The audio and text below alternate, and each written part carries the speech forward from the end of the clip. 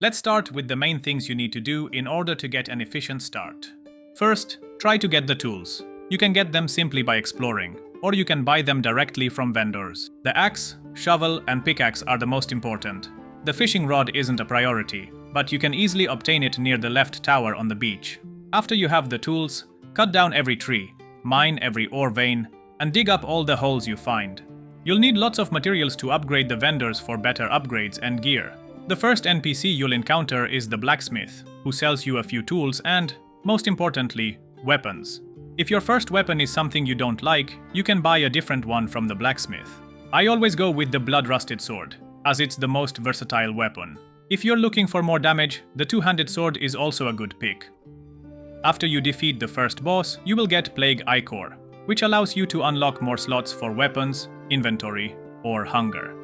I recommend unlocking the ring slots first, as this will give you the best boost to either damage or survivability, depending on what rings you find. As for gear, I recommend you equip all the common gear you find just to fill your slots, and then sell any extra armor pieces to get as much money as you can.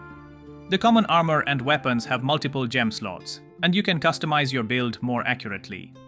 Another tip is to rush to 8 silver and buy the first house near the cemetery. Then fill it with storage boxes. Inventory management is the key to building a good economy and also helps you store potential good weapons for later builds. The meta build for a good start is the bow. It has good survivability and offense. The bow can be purchased from the woodcutter vendor, Whitaker. After upgrading his shop one time, he will sell the Yun longbow, which has the cone shot rune. This is, in my opinion, the best bow in the game. In terms of stats, I recommend putting all your points into health for the first 3 levels. This will give you a huge advantage. You'll survive pretty much anything, and nothing can one-shot you if you have at least the first 3 levels invested in health. For the other stats, invest based on your weapon of choice. For example, dexterity if you're using the bow. The rest of your points can go into equip load, so you can wear better armor, or into focus, which allows you to use weapon abilities more often. When you reach the Nameless Pass, you'll encounter enemies that do more damage and are harder to defeat. It's important that you spend some time farming materials to upgrade your gear, especially your weapon. The general goods merchant, Greenwich, is also a very important vendor to upgrade. He sells random stuff like materials, recipes, gems, but most importantly, he occasionally sells rings, and he's the best source for finding good ones. Upgrading his shop increases the number of items he sells, and gives you more chances to find a good ring or rare materials for weapon upgrades.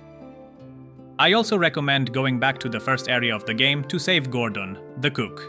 You'll be able to buy ingredients for crafting food from him afterward. If you upgrade his shop, he will sell the recipe for the sirloin platter. In my opinion, the best food buff in the entire game, giving plus 45 maximum health for 600 seconds, basically 10 minutes. Now let's talk about bounties and challenges. After reaching the city of Sacrament and completing a few introductory quests, speak to Captain Randolph, located near the Whisper fast travel point in the town center. These are daily or weekly tasks that require you to eliminate specific enemies or bosses, or just collect some materials. And upon completion, return to Captain Randolph to claim rewards, which include silver coins, weapons, armors, gems, rings, and experience points. You can even see what the reward is before you even accept these tasks. This is the best way to level up your character and also grind for items. There are way more advanced tips I can give, probably in a future video, but these are the best tips I can share to help you have a great start in the game. If you liked this video, consider subscribing, and if you have any questions, leave them in the comments.